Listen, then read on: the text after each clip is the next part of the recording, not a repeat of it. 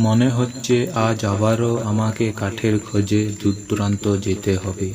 গ্রামে কাঠের চাহিদা বেড়ে গেছে, আর এখানে আশেপাশে কোথাও শুকনো কাঠও পাওয়া খুব কঠিন। জঙ্গলের ভেতর গেলে হয়তো আজ কোথাও ভালো কাঠ পেয়ে যাব, যা বিক্রি করে ঘরের জন্য চাল ডাল কিছু কিনতে পারবো। এই ভাবনায় সে জঙ্গলের গভীরে পা বাড়াল। একটু যাওয়ার পর সূর্যের আলো আস্তে আস্তে মলিন হয়ে এলো। চারিপাশ অন্ধকার হয়ে গেল, সূর্যের কোনো আলোও আসছে না। রামু ভয়ে ভয়ে জঙ্গলের ভেতর চলে এলো। কিছুক্ষণ পর রামু এমন এক জায়গায় পৌঁছালো যেখানে অদ্ভুত এক নীরবতা বিরাজ করছিল। রামু আচমকা ভয়ে থমকে গেল। আরে এটা কেমন জায়গা? এখানে এত নীরবতা কেন? সূর্যের কোনো আলো এখান পর্যন্ত পৌঁছাচ্ছে না। এই বলেই রামু সতর্ক হয়ে এগিয়ে গেল। তার অন্তর চমকে চমকে উঠছিল। আগে কখনো জঙ্গলে এমন অদ্ভুত অনুভূতি হয়নি তার। হাঁটতে হাঁটতে হঠাৎ তার চোখে পড়ল এক ঝলমলে কাঠের টুকরো ওপর। রামু কাছে গেল। কেমন মায়াবী জিনিস যেন। এটা কি? আজ পর্যন্ত এমন কাঠ কখনো দেখিনি। এটা তো জ্বলজ্বল করছে। এটা কিভাবে সম্ভব? নিশ্চয় এটা কোনো মায়াবী জিনিস। রামু কাঠের টুকরোর কাছে বসলেন। হঠাৎ তার আঙুলে ছোঁয়া মাত্রই অচেনা এক গলার আওয়াজ শোনা গেল।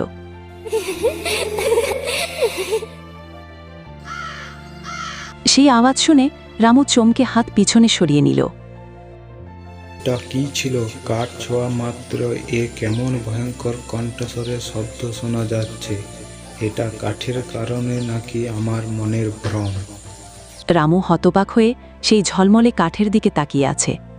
সে সাবধান হয়ে কাঠের টুকরো তুলে তার ব্যাগের ভেতরে রাখল এবং বাড়ি যাওয়ার পথে রওনা দিল। পথে যেতে যেতে ভাবছিল সেই ধাঁধা আর কাঠের সম্পর্কে। এদিকে বিকেল গড়িয়ে সন্ধ্যা হয়ে এসেছে। যখন সে বাড়ি পৌঁছাল ততক্ষণে রাত হয়ে গিয়েছিল। এত ঝলমলে কাঠ, এখন এটা কি কাজে লাগবে আমার? এটা বিক্রি করতে পারা গেলে আমার মুশকিল কিছুটা যেন লাঘব হবে। ও অভাগা কাঠুরে, ভুল করেও বিক্রি করার কথা ভাবিস না। এটা কোনো সাধারণ কাঠ নয়, এটা এক অভিশপ্ত কাঠ। এই কাঠে আমার আত্মা বন্দী হয়ে আছে। কে কে তুমি? কোথার থেকে কথা বলছো? সামনে এসো। আমি কথা বলছি এই কাঠের ভেতর থেকে। আমি সাধারণ কাঠ নই, বরং এক অভিশপ্ত রাজকুমারী। তুই আমাকে দেখতে পাবি না, তবে শুনতে পাবি। ভয়ঙ্কর এক জাদুকর এই কাঠে আমার আত্মাকে বন্দী করে রেখেছে। না রামু, আমি কোনো ভূত নই। বহু বছর ধরে আমি এই কাঠে বন্দী আছি ও মুক্তির অপেক্ষায় আছি। তুমি যখন আমাকে ছুলে আমার অভিশাপ কিছুটা দূর হয়ে গেছে। তাই তুমিই আমার মুক্তির একমাত্র আশা। আমার মুক্তি তখনই হবে রামু, যখন কোনো সাহসী সৎ ব্যক্তি অমাবস্যার রাতে জঙ্গলের গভীরে অবস্থিত এক ভুলভুলাইয়া কুণ্ড থেকে পুনর্জীবন পুষ্প আনবে। সেই পুষ্পই আমাকে অভিশাপ থেকে মুক্ত করবে। ভুলভুলাইয়া কুণ্ড নামটা শুনে রামু কাঁপতে লাগল। ভয়ে তার হৃৎপিণ্ড কাঁপছিল। সেখানে যে একবার যায় সে আর ফিরে আসে না। কিন্তু রামু, তুমিই আমার একমাত্র আশা ভরসা।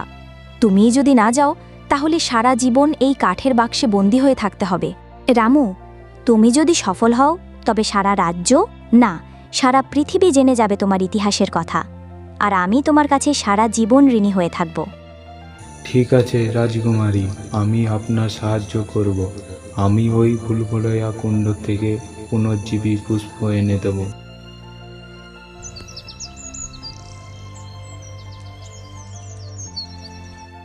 এই বলে সেই কাঠের টুকরোটা ব্যাগে ভরে বেরিয়ে পড়ল ভুলভুলাইয়া কুণ্ডের উদ্দেশ্যে। তুমি আমাকে সঠিক পথ দেখাবে তো রাজকুমারী? চলো, আমি তোমাকে সঠিক পথ অনুভব করাবো। এই বলে সেই রাজকুমারীর কথা মতো আবারও সেই জঙ্গলের ভেতর চলে এলো। জঙ্গল যত ঘন হতে লাগল তৎক্ষণাৎ বীরুর সামনে ভয়ঙ্কর এক কণ্ঠস্বরের শব্দ এলো। আরে ও বোকা মানুষ, জীবনে বাঁচতে চাও না নাকি? যে সেই ভয়ঙ্কর ভুলভুলাইয়া কুণ্ডের উদ্দেশ্যে যাচ্ছ, বাঁচতে যদি চাও এক্ষুনি ফিরে যাও। এই কথাগুলো অগ্রাহ্য করে রাজকন্যার কথায় ভরসা করে সে সোজা পথে হাঁটতে লাগল। বনের ভেতর থেকে সেই গোপন আওয়াজ বারবার আসছে, কিন্তু রামু সেসবে পাত্তা না দিয়ে এগিয়ে চলেছে। কিছু দূর যাওয়ার পর সে দেখল জঙ্গলের ভেতর একটি আশ্রম রয়েছে। আশ্রমে এক সাধু বাবা গাছের নিচে বসে ধ্যান করছে। রামু আগে পিছে কিছু না ভেবে সোজা সাধু বাবার দিকে রওনা দিল। প্রণাম সাধু বাবা, আমার প্রণাম গ্রহণ করুন। জয় হোক। এই গভীর জঙ্গলের ভেতর এত দূরে এখানে কি কাজে এসেছো বৎস? রামু কাঠুরে ও তার সাথে ঘটে যাওয়া সবকিছু বলল ও রাজকুমারীর কথাও বলল। সাধু বাবাকে বলল। সাধু বাবার চোখে ভাসল ইতিহাস। তুমি সঠিক পথ বেছে নিয়েছো রামু।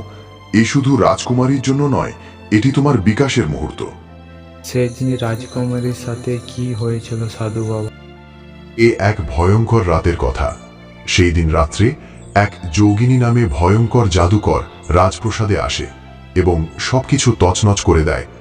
সে রাজাকে মেরে রাজকুমারীকে এই কাঠের ভেতরে বন্দি করে দেয়। তখন থেকে রাজকুমারী এই কাঠে বন্দি।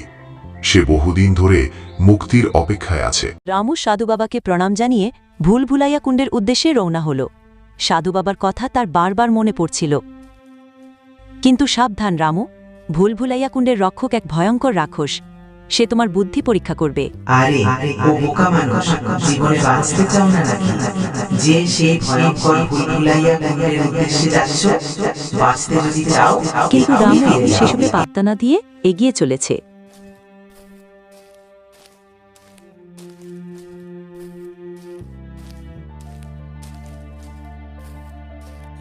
রাজকুমারী, আমি ভুলভুলাইয়া কুণ্ড খুঁজে পেয়েছি।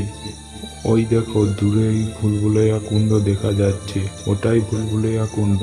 আমি তোমাকে শীঘ্রই এই কাঠের টুকরো থেকে মুক্ত করব রাজকুমারী।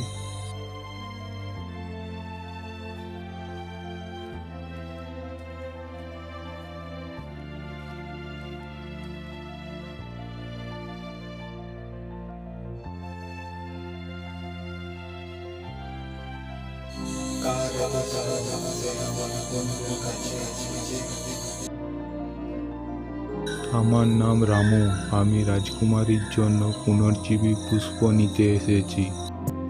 তবে আমার প্রশ্নগুলোতে ভুল হলে তুই বলবি। যা আছে আকাশে কোনো মাটিতে নেই, যা আছে সাগরে কোনো নদীতে নেই। বলে হবে।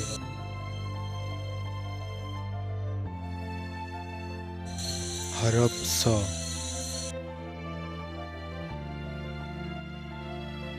তুই সঠিক উত্তর দিয়েছিস। এই নে পুষ্প তোর।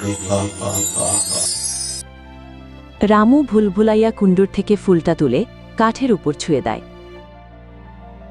হঠাৎ রাত্রিহীন আলো। অস্বাভাবিকভাবে ফের একটি রাজকুমারী অনায়াসে মানুষের রূপে হাজির হয়ে গেল। ধন্যবাদ রামু, তোমার এই উপকার আমার সারা জীবন মনে থাকবে। তোমার এই ঋণ আমি কোনোদিন ভুলব না। না না রাজকুমারী, এটা আপনি কি বলছেন? এটা তো আমার কর্তব্য ছিল। চলো রামু, আমার রাজ্যে তোমার জন্য সম্মান অপেক্ষা করছে। রামুর জীবন বদলে গেল সেদিন থেকে। গরিব কাঠুরে হয়ে উঠল এক বীর, যার গল্প যুগ যুগ ধরে শোনা হবে।